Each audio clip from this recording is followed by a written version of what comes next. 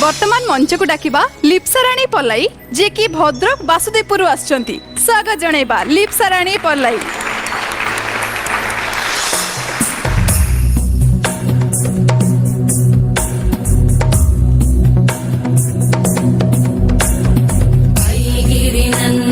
नंदित मेदिनी विश्व विनोदिनी नंदनुते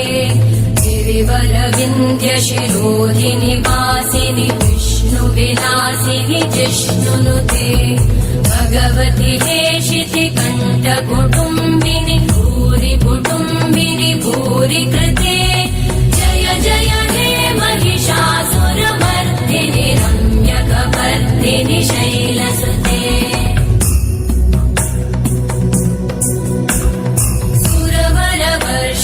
दुर्धर दर्शिनी दुर्मुखमर्षिणि हर्षरते त्रिभुवन पोषिणि शङ्कर दोषिणि कल्मषमोषिणि घोषरते तनुजनि रोषिणि दिविसुतरोषिणि दुर्मदशोषिणि सिन्धुसुते जय जय हे महिषासुरमर्दिनि रम्यकपर्दिनि शैलसुते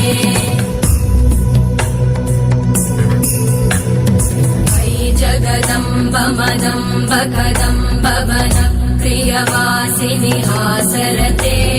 शिखरि शिरोमणि तुङ्ग हिमालय शृङ्ग निजालय मध्यगते मधु मधुरे मधु कैटभगञ्जिनि रासरते जय जय हे महिषासुरमर्दिनि रम्यकपर्दिनि शैलसुते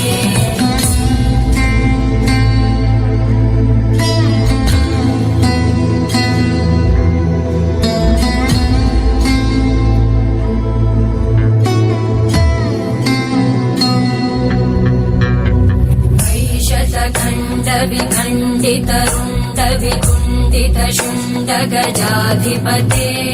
विपुगज गण्ड विदारण चण्ड पराक्रम शुण्ड मृगाधिपते निज भुज दण्ड निपातित खण्ड विपातित मुण्ड भटाधिपते जय जय हे महिषासुरमर्दिनि रम्यकपर्दिनि शैलसुते। कि एनर्जी ड्रिंक दरकार कि चलियो तो सर आपन को केमिति लागला? लिप्सा तमे पूरा देवी भाई देखाऊच माँ दुर्गा अवतार जमी तले महाधरा पृष्ठ अवतरण करमती देखा जाऊच बट लिप्सा गोटे डांस गोटे एस्थेटिक अच्छी माने गोटे नंदन तत्व अच्छी माने डांस टा केमिति कले केमिति सुंदर देखा जिवो डांस रो ग्राफ केमिति हवा दरकार डांस रो परिमाप केमिति हवा दरकार तमरो ना upper part of the body बहुत स्ट्रांग अच्छी but lower part of the body ना वीक अच्छी टिके तो से तुमको एक्सरसाइज करा पड़ो तुम कोर मसल्स को स्ट्रांग करा पड़ो तुम काफ मसल्स थाई मसल्स को स्ट्रांग करा पड़ो कारण जो विगर देखो ना पावर देखो वीर रस देखो माँ को रूप देखो आउ टे पावर आसवा दरकार है पदचालन आउ टे स्ट्रांग हवा दरकार मत लगुच से प्रैक्टिस रे ही आसब सो प्लीज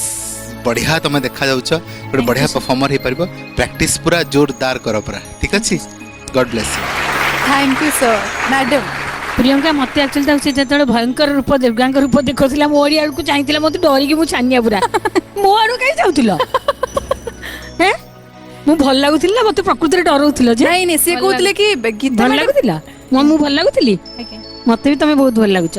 बहुत भल लगुच मत भल लगे आ जहाँ किंतु शाश्वत सार कहले ताकू मन रखिबो ताकू कार्य परिणत करिवो ताले तो तुम आगु को बहुत आगु जीवो हैला all the best. Thank you madam